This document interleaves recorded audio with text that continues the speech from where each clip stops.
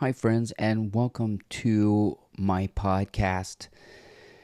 This is where I share my insights. And today I'm talking about the illusion of keeping everyone happy and where this comes from and how to spot this root of suffering, which is the notion that you have to keep someone happy, including yourself. Stick around.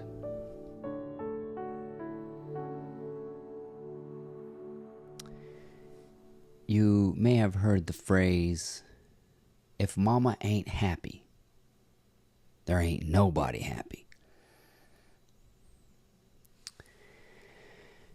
And we learn this in our childhood. I can remember being a small child, and if I heard my mother whimpering or crying, talking to someone on the phone, it tore me up.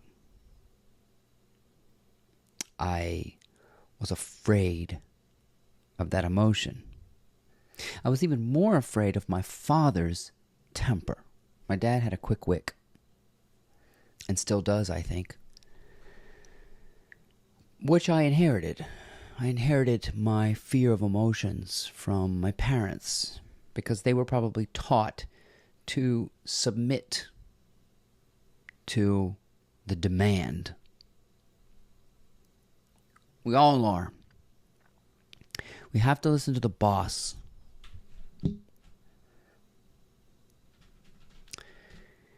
And so we develop an aversion for an emotional outburst. And you've used this language before. We all have. If if this is not done by this time, I am going to go ballistic. So if you listen to something like that, you are going to clench your fists, pound on the pavement, do a little dance, smoke coming out of your ears. That's what you're going to do. You're going to have a fit.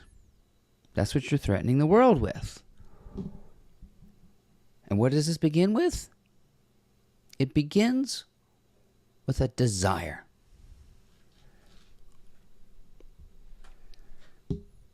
If this house is not cleaned up by the time I get home, the house has to be clean. Has to be clean. And so you go around, maybe you're a manager or a boss or something. Folks, we got to get this done. The upper management wants this done today. So now you have a demand from a CEO. Another threat of war begun with something that has to be done.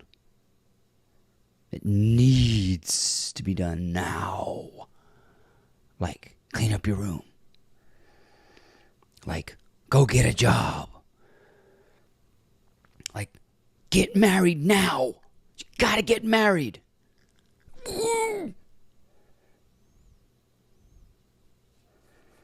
So we live with these fears of some God in the sky that's throwing a fit. When in fact, it's desire. Desire of a single person who demands that it's done, who pounds their fist on the desk, who stomps their foot. And so they learn, I can threaten with a pretty loud voice. So the boss wants something. You decide, some demented person, maybe even you, decide you want something and you want it now and you want it like this.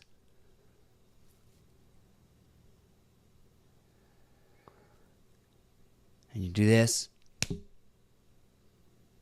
I oughta. Ooh. So first it starts with a desire, a demand, a need, a must-have. And a threat that I'm going to have a little emotional fit. Okay. Then that doesn't work. Then I'm going to, okay, you know what? If that doesn't work, I'm going to get the belt out and whack you. I'm going to get the gun out and take you out. And the person who's afraid to die is going to submit to this boss. Afraid of emotions, afraid of the ego, afraid of all this. When that doesn't work, the boss says, I'm going to build an army.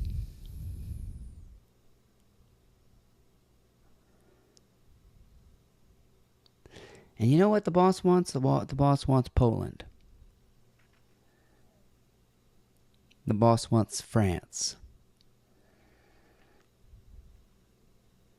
The boss wants a Germany that controls and rules the world. And now the boss wants the extermination of millions and millions of a certain kind of people. So now you can see how this gets out of hand. And it all begins with something you really, really, really want. Why? Because the boss said so. God said so. The man upstairs said, let's put on our Christian uniforms and our soldiers for Christ, and we're going to kill everybody. We're going to threaten to kill them until they believe in the loving nature of God. And if you don't believe in the loving nature of God, I'm going to torture you until you do.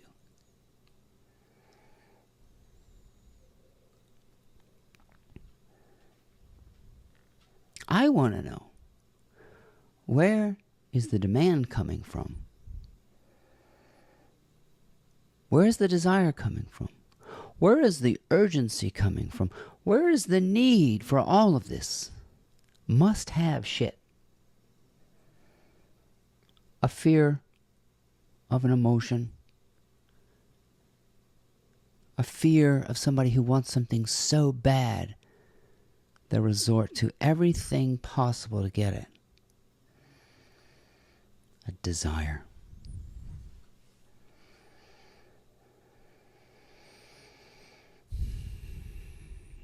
And I'm here to say, let's be careful for what we wish for. I think it is a great pleasure for the universe to bestow upon us blessings and fortune and effervescence and affluence. I do believe that is our nature to be blessed. But it is not our nature to demand and boss and threaten and throw fits. And it is also not our nature to kowtow to a fear of an emotional outburst. Therefore, before we demand, before we desire, let's realize there's no need in that capacity. I don't need a swimming pool that bad. I don't need a partner that bad that I can go on an emotional tirade and go postal. I don't need anything that I think is missing out of my life so badly that I would build an army for it. That I would resort to violence for it.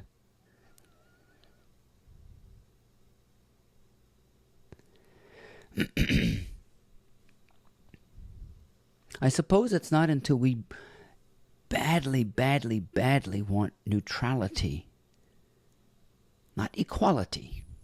That's comparative. That's what starts wars. I'm talking about neutrality, sidelessness. No sides. No individual whose needs outweigh the composite. I worked with choirs for the longest time. And the worst people would sing in choirs, those are the ones who want the solos, whose voices don't blend, who want to be heard above the group, who have no interest in the beautiful harmony of singing together in tune. and surrendering the individual will to the composite choir. Yes, I'm going to be a cliche here. There's no I in the word team.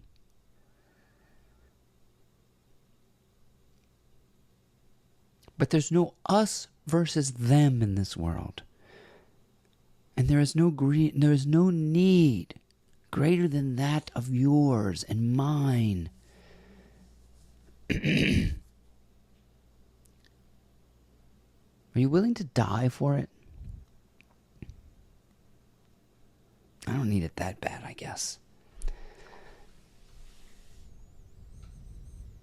You see?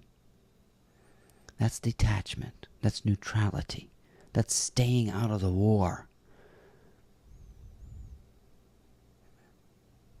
I want you to examine what you want. And if you want anything else above this neutrality and peace and equanimity, you're asking for it. But we also must understand that this is every person's responsibility, and we must not be provoked by those who have to have it. You see? It's scary. I'm going to throw a fit if I don't get it. I'm also not going to submit to that. I do not submit to that.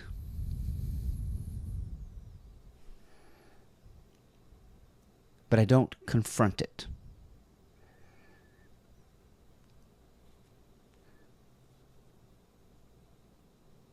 I stay devoted to the sovereignty of neutrality. I am a neutral state. Like Switzerland in the Second World War, I'm not going to take sides. I'm not going to fight for peace.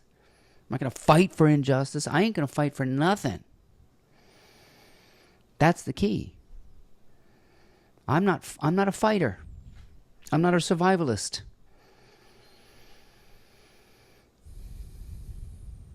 But I trust in the syntropy and synergy of us all taking personal responsibility of being a neutral state.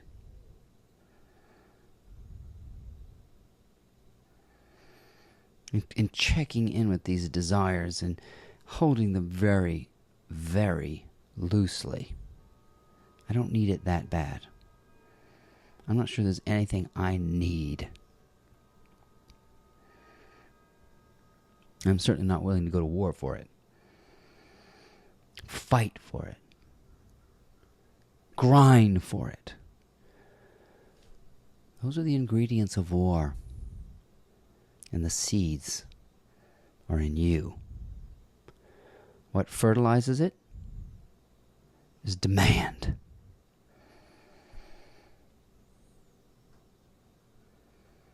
Attachment.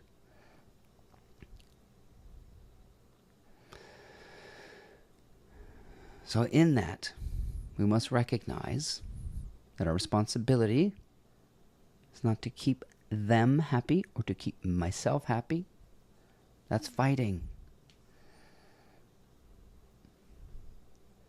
But to remain devoted to the sovereign neutrality, which knows all things, does all things,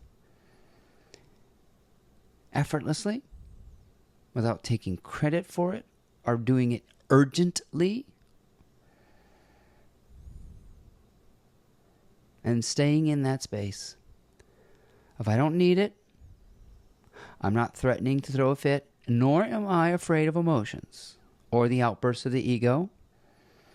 And I'm not going to criticize those who do. They just don't. We don't all see it yet. The needs of the group have not outweighed the so-called needs of the individual.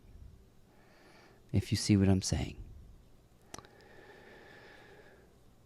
So if you've been afraid of your mother crying or your father being angry, that is nothing to fear. It's not our responsibility to keep daddy happy and mommy happy and our partners happy and God happy and ourselves happy. Let's drop that. Let's just experience that dropping of sides and dropping into the neutral zone, where there's no fighting, no threat of war at all. My name is Ryan Hebert. I hope you enjoyed these insights. I hope you'll check out my blog, mymorningmotivator.com.